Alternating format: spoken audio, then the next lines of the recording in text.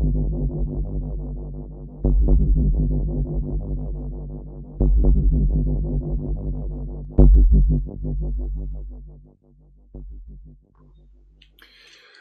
right, so get some more coffee here. I got my drink today, but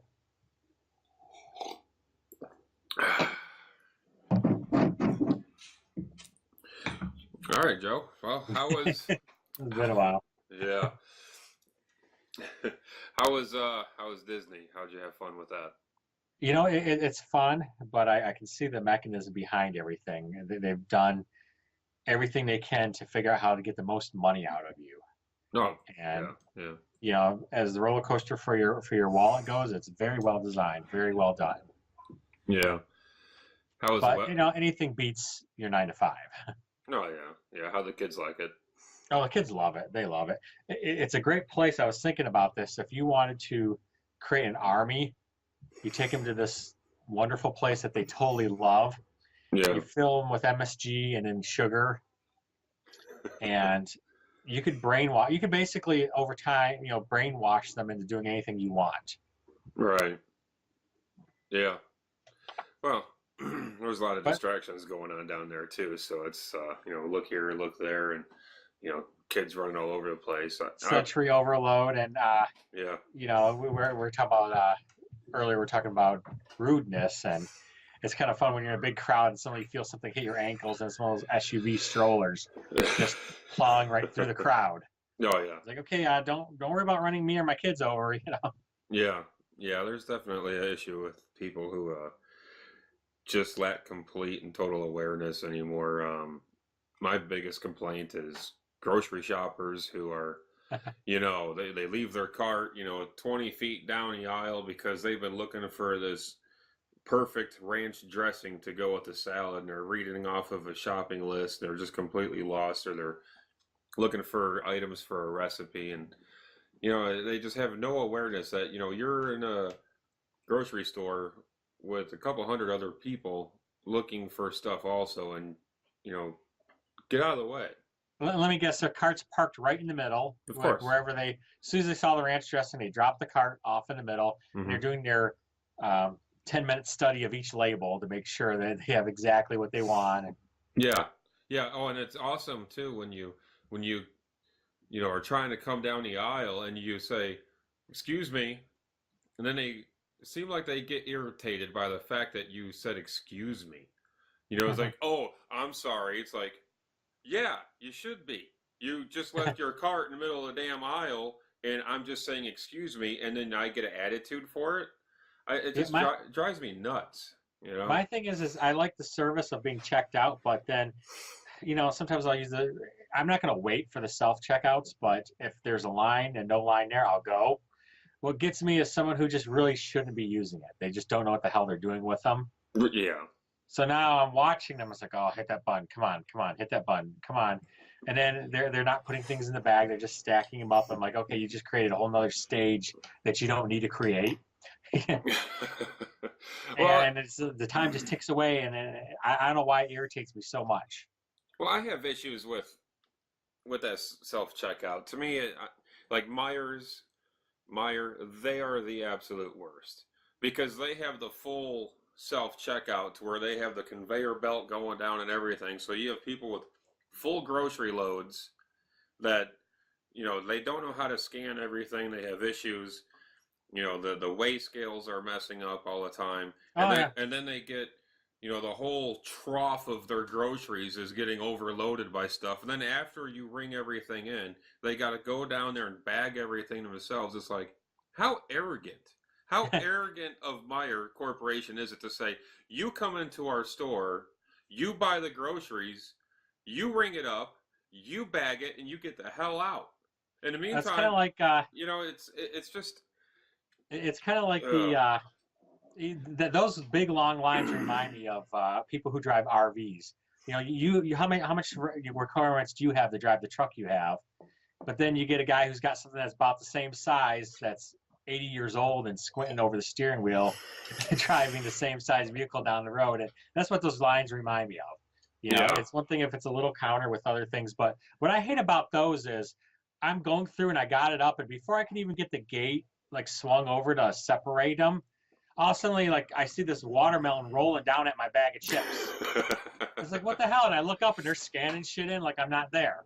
Yeah.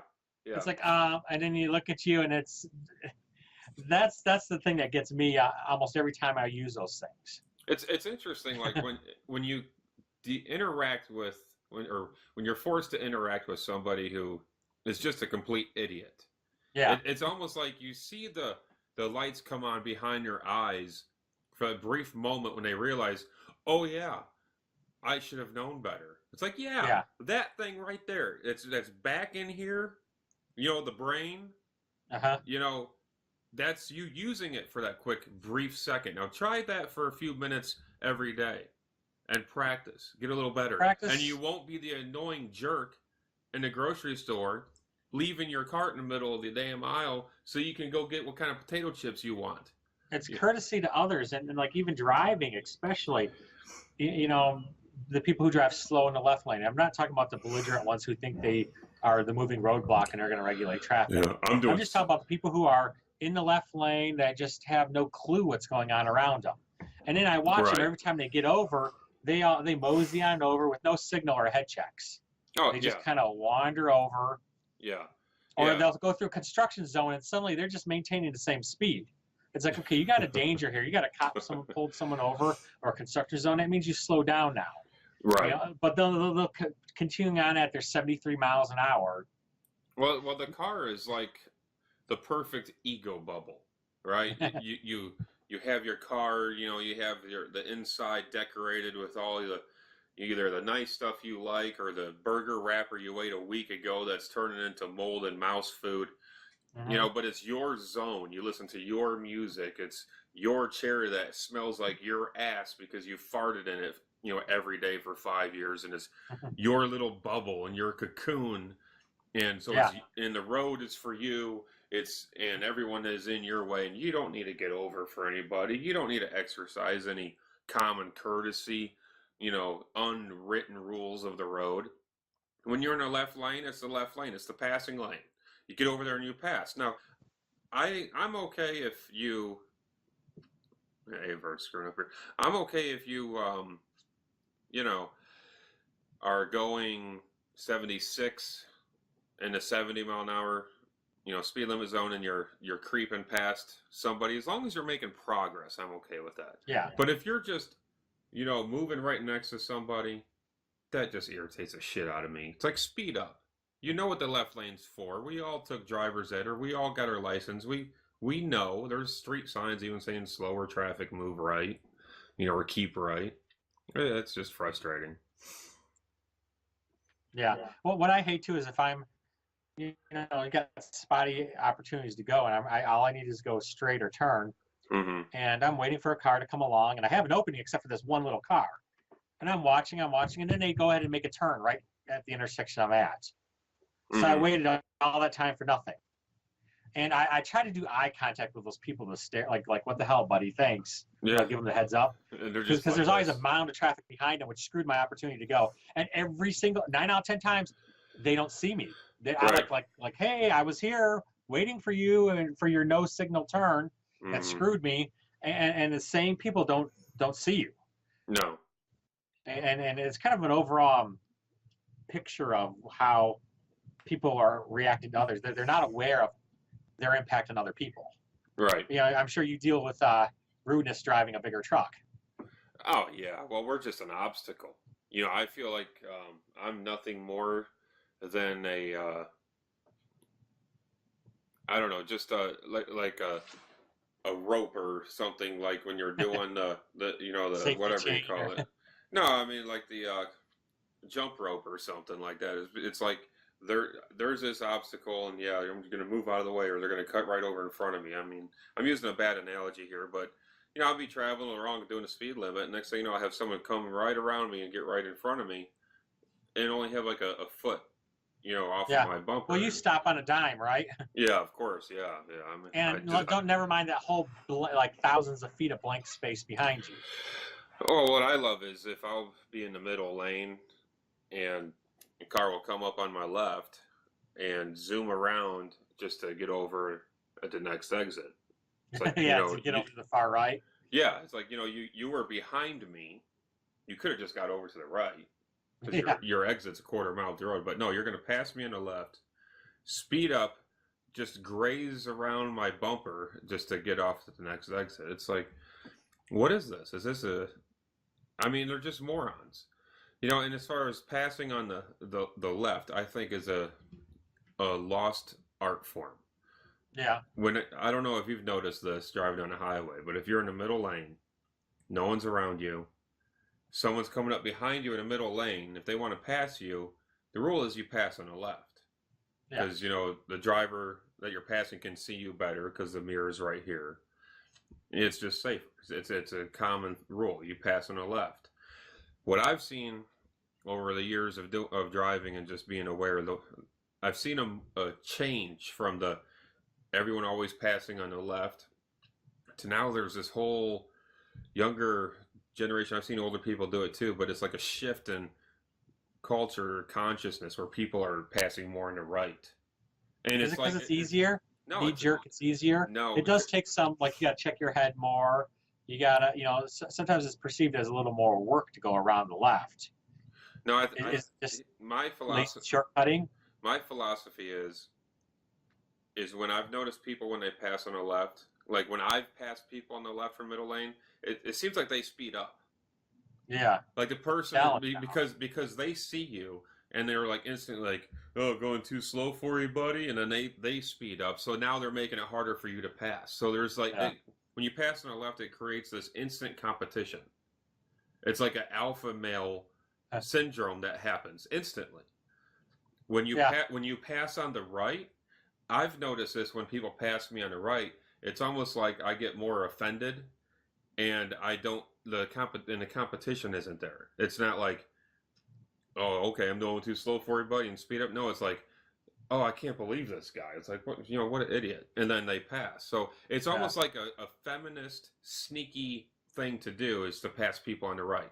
You got the right-brained person passing on the right, then you have the left-brain alpha male who will pass you on the left. I think it's a disrespect for decorum and for proper procedure. Yeah. They're going to cheat the system. A good example was, we knew this girl that, okay, you're in the bathroom, you're using the bathroom, and you typically do your business, walk out, wash your hands, grab a paper towel, and leave. Mm-hmm. Well, she would walk in, use the bathroom, and then grab the paper towel, then wash her hands. And it's like, well, why do you do it that way? And her philosophy was, well, because I don't know if the paper towel machine is clean and I don't want to touch it with clean hands. But this is a more assumed clean. It's like the airport. You've gone through security by washing your hands now. People, 99% of people who touch the paper towel machine had just washed their hands. Mm-hmm. So for you to touch it with your freshly pooped hands, it is contaminating it for everyone else. Because she'd grab the paper towel, set it down, and wash her hands. Because she didn't want to touch the machine after she washed her hands. But it's screwing everyone behind you now. Yeah. Isn't it interesting that we live in a culture or a society that is being more and more geared to this collectivism, this socialism, the communist, like, hey, we're all a big group, we're all this massive group, but then they still act like these righteous asshole individuals that think they're better than everybody else. But these are the same. Communism, where that small little group of elite people find ways to do black markets and illegal stuff, live like kings, even though you're supposed to be this way. Is that kind of the same? No, maybe when you're forced into this mold, forced into this herd, your body, your mind scream. The survival, the growing instinct you have, the betterment yourself instinct just keeps on coming through. And it comes through in these other ways. No, I think actually what it really is it's the will to power that's something that a term that Nietzsche said. It's everybody is vying for power. Sooner or later, that's when you're a kid, you look up to adults. You want what they have. I mean, we want the freedom, you want the power of the adult. And then but you act out too, right? But when prisoners act out, exactly. Prisoners will act out in their highly controlled. Mm-hmm. It's almost like it's funny, like college kids, right? It just drives me nuts because you're in the most shielded, isolated cocoon that is a mock society that is supposed Yeah. to replicate the real world, but yet you're so shielded from anything that's offensive or harsh. Now, my daughter's in college right now, and she's actually, working as many hours as she can to help pay her way through college. So she's not engaged in any of this social, Well, issues like social justice. I'm oppressed. I'm oppressed. It's like yeah. these college kids are fighting on behalf of oppressed people, saying that they are themselves oppressed, but yet they're benefiting from a $100,000 education. Some of them are free. Some of them get grants and scholarships and Yeah. whatnot. It's like you are so part of the 1% of the world. Right now, you're the And 1%. You're shielded. and you're claiming to be the victim. So it's like Yeah. you're here and you want all the benefits of being down here on the victim hierarchy scale. So Yeah. Why don't you just quit school, live in project housing, mm-hmm.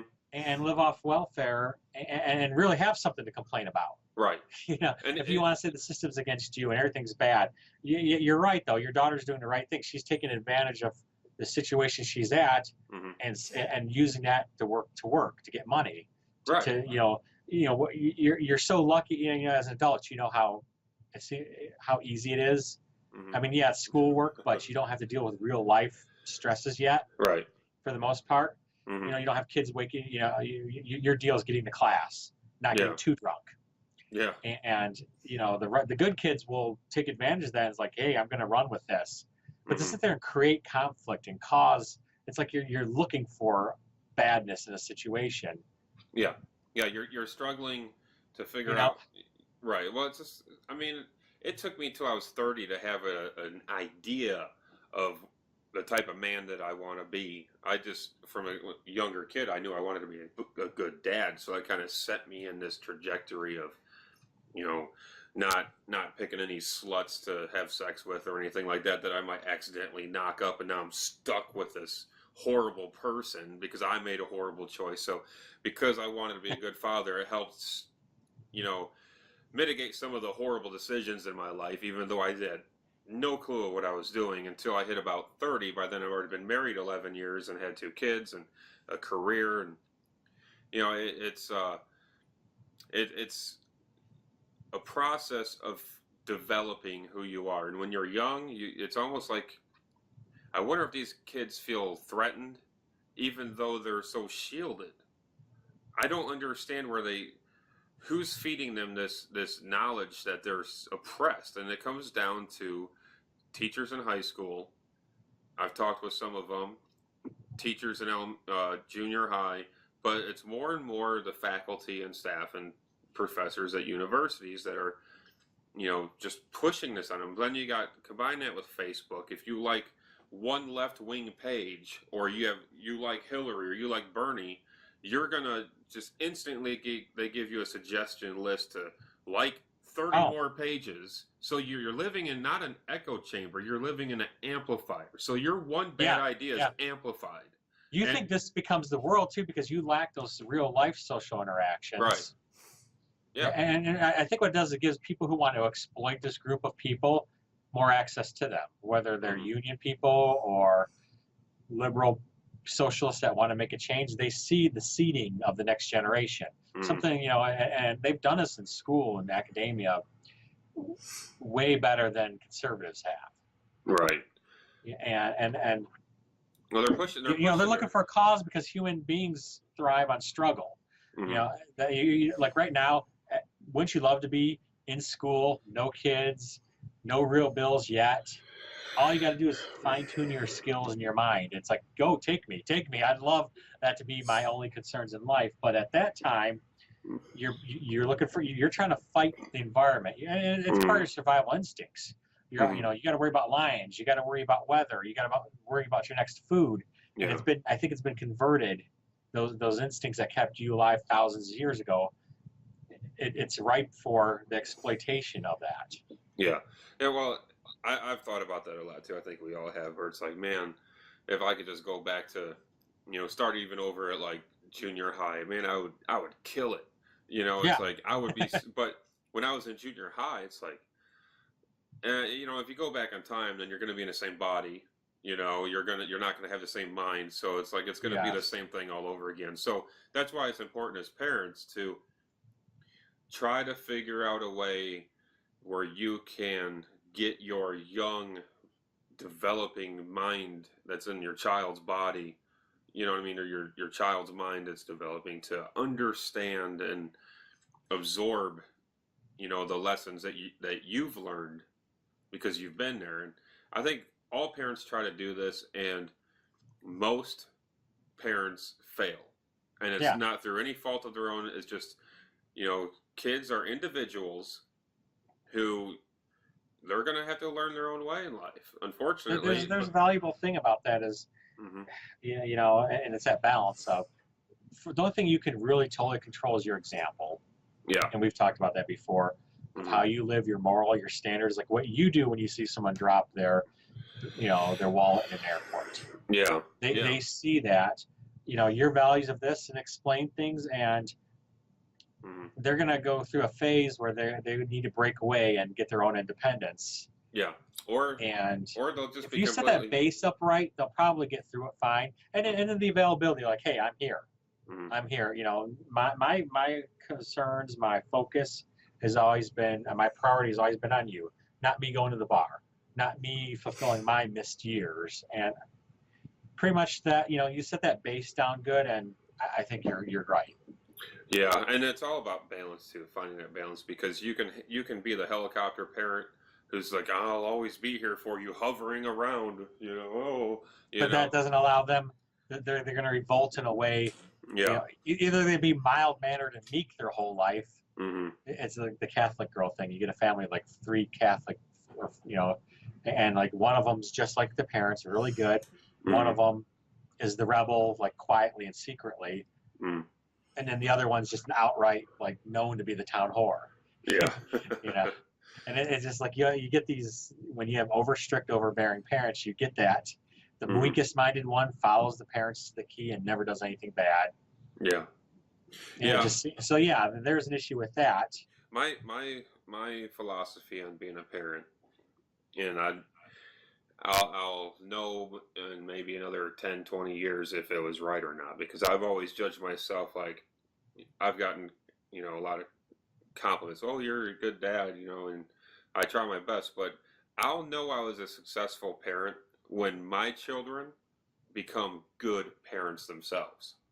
Because that's when you can tell that whatever I did transferred 2 generations down the road to my, you know, where I have, you know, good grandkids. And so that's a compliment to my parents, because whatever they did must have worked with me, because I have good kids.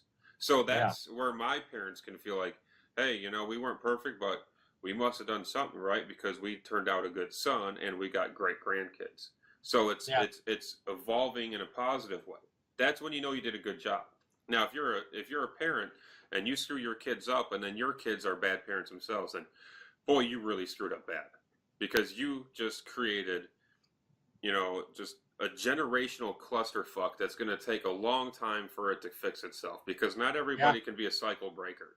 There are cases where people can be like, you know what, my mom was screwed up, my dad was screwed up, my grandparents were screwed up. You know, my great grandparents were screwed up. It's like, I need to figure out what I need to do differently. What is common among these generations that are older than me? Okay, well, maybe they didn't work. Maybe they had addictions, you know, alcohol, drug addictions. Yeah. Maybe they were violent. Maybe they were emotionally unstable. And maybe they didn't go to school, not to say it's the end all, but they didn't pursue any kind of skill or schooling. Right. Well, yeah. So it's just a lack of caring about being a better person, you know. Yeah. Now, on the flip side of that, I get irritated with people who are older than me, older than us, who complain about the way the world is, complain about how easily offended, you know, this younger generation of millennials are, when they're the ones who babied their kids their whole life. Yeah. It's like, you're the one who created this monster.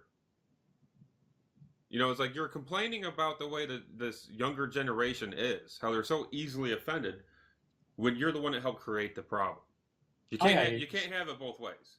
Now, you did this participation trophies, or you said we don't do hands-on work. You need to sit at your job needs to be sitting in an yeah, office all day long, and yes, you're a boss, you're a leader, I'm sorry, but that's not. I can see that in a 5-year-old. mm-hmm, When I'm a Cub Scout man, a den leader, I can see which kids are probably going to be. It's hard to prejudge, but I can see the ones that are probably going to be tomorrow's leaders, mm, and then the other ones that are going to just be chill. Yeah. yeah. See, now I admittedly employed some clever manipulation tactics on my kids as I got older. I told my daughter, you're a woman. You're going to have to work harder than anybody else to get a job because it's a man's world. So that helped her, work a little bit harder. Then I tell my son, it's like, look, 55% of, the college class is female. So if you want to get ahead, you're going to have to work hard. Yeah, you're going to have to be one of these.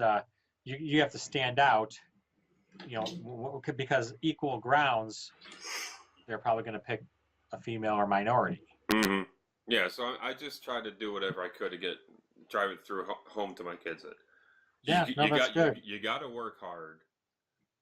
Don't compare yourself to somebody else. As I've told them for years, and we just watched a Jordan Peterson interview, and it was funny. He said the same exact thing, and Steve looked at me and asked me, "He was like, did you get that from him?" I said, no. Actually, this is something I just thought of my own because, as you know, there's very few original thoughts anymore. Yeah. So it's like if you think of something, you feel like, yes, it's my original thought, but somebody else, I'm sure, already said it, 1,000 years ago. So what not Marco Polo. Right. So what I said is, don't compare yourself to someone else. You don't know what they've been through in life to get what they got. Compare yourself to who you were yesterday and try to be a little bit better. Every day, just try to be a little bit better than who you were yesterday, especially if you know that you have a problem, if you have a weakness. And that's another thing I told my kids too, is identify weaknesses in your character, whether it's even a physical ability if you're trying to exercise and get in shape. Or laziness or whatever, yeah. Identify your weaknesses and work on it. Make your weakness a strength. And if you do that, by the time you hit, adulthood, you'll be fine. You'll be solid. There's another one, I think it was Abe Lincoln or somebody that said that just don't even acknowledge the fact that there might be people out there to keep you down or trying to stop you from what you want to do. There's just, and you see that with people who are innovators and leaders, is they don't even recognize. Yeah. Because that's one tactic people do and that's one thing I'd love to kill is I try to kill anytime I see, my kids start to try to bring other people down to make themselves better. Oh yeah. It's like, no, that's not how you act. You say, someone got this, new toy or this. I'm like, good for them. Ask them if they like it. Compliment them. Yeah. Turn it into something like that. Just say, wow, that's pretty good. I'd like to do that. Yeah, and it's those kids who didn't learn that lesson from their parents. Those are the kids who grow up to be adults that become co-workers, that instead of working hard to earn that promotion, to get that raise, to get that advanced position, to earn it the hard way. No, those are the people who grow up to be the brown nosers, the kiss asses, who use flattery and just talk shit. And it's like they point fingers at other people, they stab them in the back, they do whatever it takes to get up to the next level. Or they complain that the system's just against them. No one likes them. Yeah, the victimhood mentality, which is just running rampant with not the millennials. It's them included, but it's everybody. Yeah, I don't think that... young people aren't complaining about ageism. No, it's the old baby boomers that are complaining about ageism. You have all of these isms out there, sexism, racism, ageism. I mean, it's like, really? It's like, how about that's one thing we have to remember. It's so easy to sit there and criticize and blame, but, kind of to really get rid of that, because everyone at some point, it's not like you had a group of people here and then no births for 20 years and another group of people and then no births for 20 years, Yeah. So to sit there and say you're a millennial, you're a baby boomer, you're this is really inaccurate. No. You know, times change. Who knows what you would grow up in a slightly different, you know, where job, you don't have job loyalty. Job loyalty was great in the 1950s growing up. Hmm. And you know, into the 70s, it's not the same now, but then you also have way more opportunities in other areas that you didn't have back then. Hmm. So yeah, we just really need to kind of be ageless when it comes to our Well, outlook and it how we act. that's that whole, communist agenda though, where you have to split everybody up into groups so Well, you can control those groups. you're So pinning people against each other. It's a classic tactic. And it's who's doing yeah. it? People in power, people who want power. People on the left. The left has been hijacked by this communist socialist ideology of, you know, using statistics, using numbers, using broad generalizations. Like, I just think it's hilarious. It's like, I'm not a racist, but there's such thing as white privilege, and you benefited from it. Check your white privilege. Like, okay, so you don't know me. You don't know anything about me other Well, you're than I commenting on, have white skin, and you're saying you're just saying white privilege like it's a fact. but you're You not. know, Here's the deal: is let's say you're not white. You know, I can't say, "Hey, check your Indian privilege. Check your." You know, that would be highly offensive if I said hmm I spoke on behalf of their race. So why do you think it's okay to do that to me? You know, that's the exactly. thing. Or why should I say, you know, if it's a female issue or a male issue, that means you can't speak on it at all. Yeah. You Well, know, it's like, hey, right. I'm sorry, you know, I might have a different perspective. I might not necessarily have a firsthand perspective, but you can't tell a group of people you need to shut up. Yeah. That, And that's just the you know. no, well, it's just one of those things. It's like that's why you need to tell your kids when they're 3 or 4 years old. No, you can't have the Snickers bar in the checkout aisle because they purposely put it at eye level of a child. It's like, Yeah, ooh, I bright explained colors. that. I want this candy. It's I like actually no, but no. Parents are like, okay, yeah, you can have it, Billy. You know, I you use that as a teaching opportunity, but exactly. Good, good. that's my rant for the day. Yeah. Oh boy, well, we can definitely do some more on this for sure because man, people are just, I'll say it, people are stupid.